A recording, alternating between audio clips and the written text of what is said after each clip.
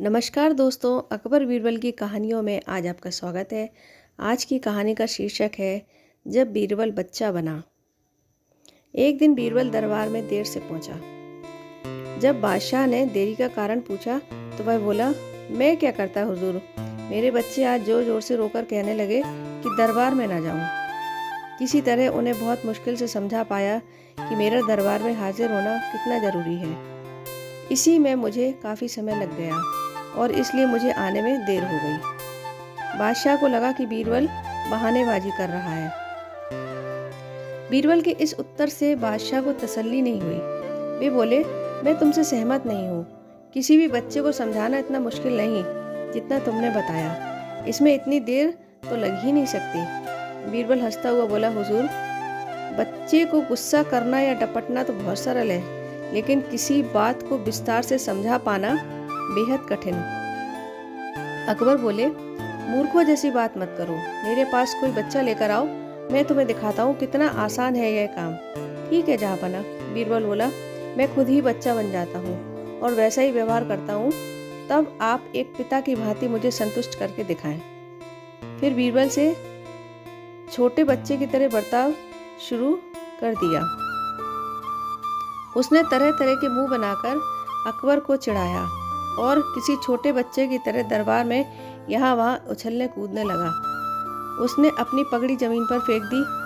फिर वह जाकर अकबर की गोद में बैठ गया और लगा उनकी मूंछों से छेड़छाड़ करने। बादशाह कहते ही रह गए, नहीं नहीं मेरे बच्चे, ऐसा मत करो, तुम तो अच्छे बच्चे हो ना। सुनकर बीरबल ने जोर जोर से चिल्लाना शुरू कर दिया। तब अकबर ने कुछ मिठाई लाने का आदेश दिया, लेकिन बीरबल जोर जोर से चिल्लाता ही रहा। अब बादशाह परेशान हो गए, लेकिन उन्होंने धैर्य बनाए रखा। वह बोले, बेटा, खिलौनों से खेलोगे? देखो कितने सुंदर खिलौने हैं। बीरबल रोता हुआ बोला, नहीं, मैं तो गन्ना खाऊंगा। अकबर मुस्कुराए और गन्ना लाने का आदेश दिया। थोड़ी ही देर में एक सैनिक कुछ गन्ने लेकर आ गया, लेकिन बीरबल का रोना नहीं थमा। वह बोला, मुझे बड़ा गन्ना नहीं चाहिए, छोटे छोटे टुकड़ों में कटा गन्ना दो। अकबर ने एक सैनिक को बुलाकर कहा कि वह एक गन्ने के छोटे छोटे टुकड़े कर दे। यह देखकर बीरबल और जोर जोर से रोता हुआ बोला, नहीं, सैनिक गन्ना नहीं काटेगा, आप खुद काटे इसे। अब बादशाह का मिजाज बिगड़ गया, लेकिन उनके पास गन्ना काटने के अलावा कोई और चारा न था, और करते भी क्या, खुद ही अपने बिछाए जाल में फंस गए।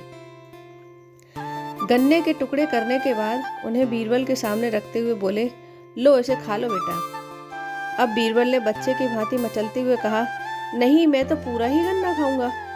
बादशाह ने एक साबुत गन्ना उठाया और बीरबल को देते हुए बोले, लो पूरा गन्ना और रोना बंद करो। लेकिन बीरबल रोता हुआ ही बोला, नहीं, मुझे तो इन छोटे टुकड़ों से ही साबुत गन्ना बना कर दो। कैसी अजीब बात करते हो, यह भला कैसे संभव है?